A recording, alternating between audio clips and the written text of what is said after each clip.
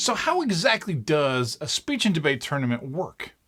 Now, a lot of people that are new to the program think that we will travel up someplace, they'll give their speech, we'll travel back, and the day will be over with nice and quick. Not the case at all. Speech and debate tournaments, first thing you need to realize, these are long, crazy complicated days.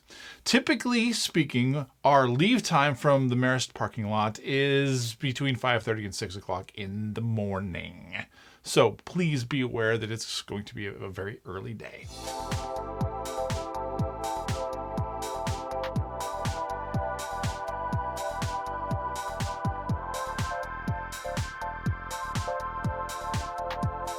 Second thing to note is that when you get to the tournament, you're going to give your speech a minimum of 3 times. Now, how this works is when we get up there, the team's going to get off the bus. We're going to find a place to camp, as we like to say, somewhere within the high school. Usually it's going to be in the commons area or the cafeteria, wherever they have us. We're going to put all of our stuff down there. I want to make sure you get dressed up in your nice clothes, because a speech and debate tournament is a very business formal type of event.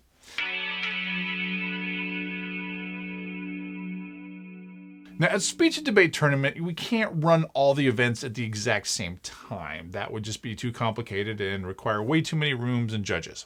So what they do is they break the events down into smaller groups. We call these patterns. So for instance, typically at a tournament, there'll be like a debate pattern with all the different debate events all run at once.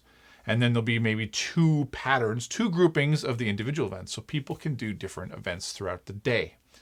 Now, what you're going to do is you're going to need to find out ahead of time which event is in which pattern. So that way, if you're doing debate or you're doing one of the individual events, you know exactly when you need to give that speech.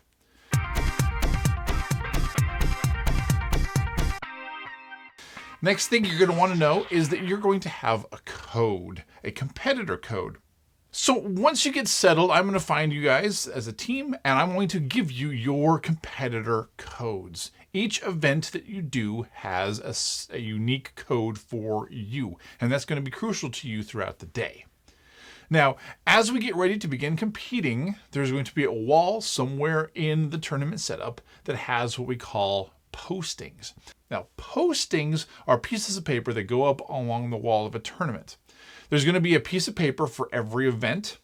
And so what you're going to need to do is you're going to need to, again, if you're thinking, okay, it's 9 o'clock in the morning and I'm doing impromptu. You go up to the impromptu posting, you look at that piece of paper, and you look on the piece of paper for your code.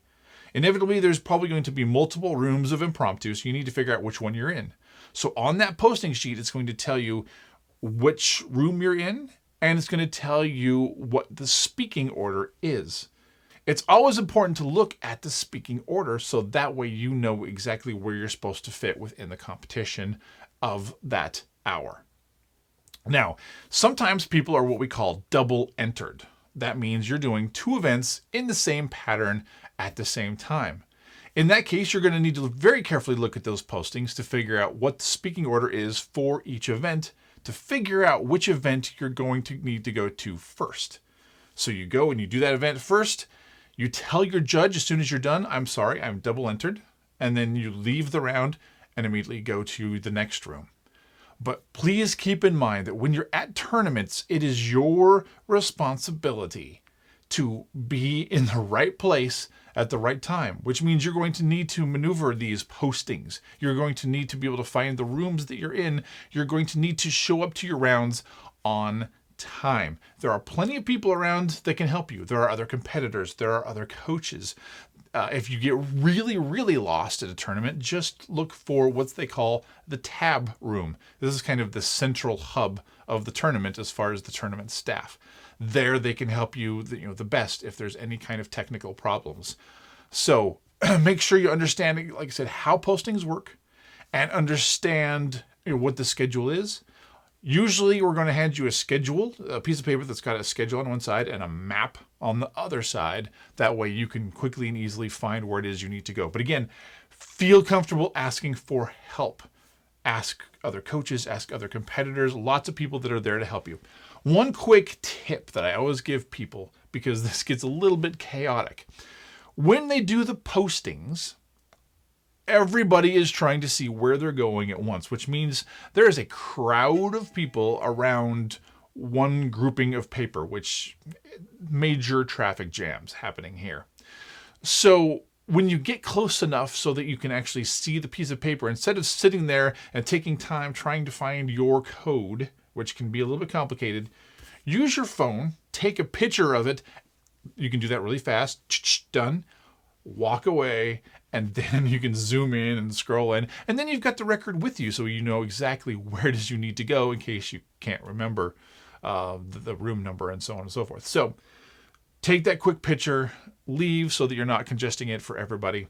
Also, remember, there's a lot of people congested in a small group of space, so be patient.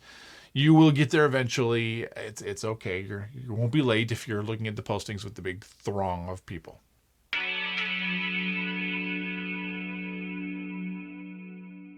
Like I said earlier, it's really important to look nice. This is a business formal event. You want to dress like you are going to a fancy business job interview. Guys, that means you're in a shirt and a tie. Some people wear suit coats to tournaments and to events. Ladies, you're in a longer skirt. You're in just something nice. Think of it like dressing for mass day. Just make sure that the skirts aren't too short. So that you're not doing anything to inadvertently embarrass yourself, but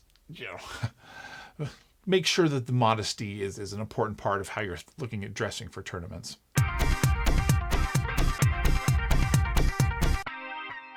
Also, really good to remember to bring food. You're going to be at a tournament all day long. Now, sometimes there's food available at the tournament that you can purchase. Sometimes not. So make sure you are bringing food so that way you have something to eat. And when I say food, I don't mean a bag of M&Ms and a bag of chips and some pop. I mean something that's going to actually nourish you through the day. People get really tired at the end of the day and sometimes a little bit cranky. And I'm like, what have you had to eat? And they're like, I had some chips and some candy. Well, gee, no wonder you're so tired. Your body's not reacting well to this. So pack accordingly. That way you are maintaining proper health and energy throughout the day.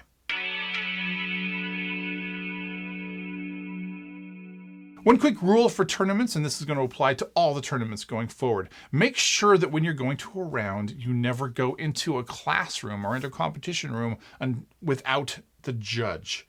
We got to make sure that there is proper adult supervision at all times at tournaments.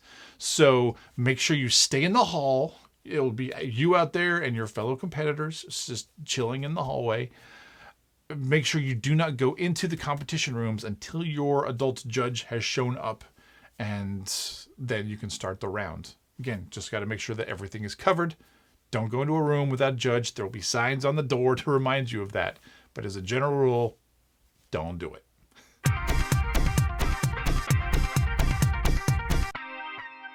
As I mentioned, you're going to be doing your speech multiple times. Typically, there are 3 rounds throughout the day. 3 rounds for every single event.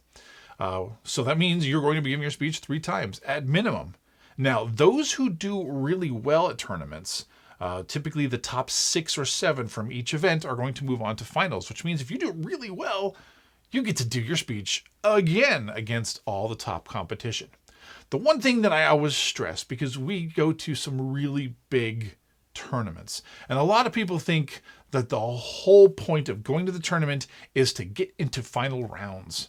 And then, because there is so much competition, they get disappointed and they get down on themselves when they don't make it to finals. Please keep in mind that when we're competing, typically the people who are in finals are the seniors who have been doing this this is their 4th year in a row of doing this.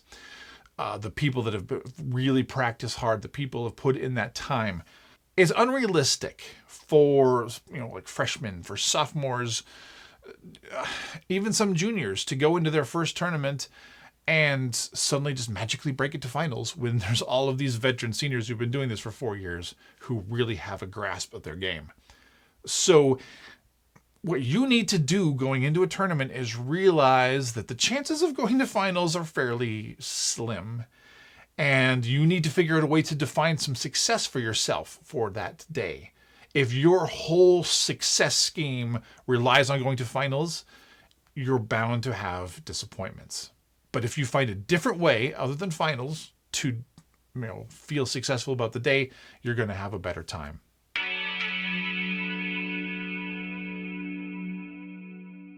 Now, the biggest thing about tournaments is to make sure you are ready to go. You are ready to compete.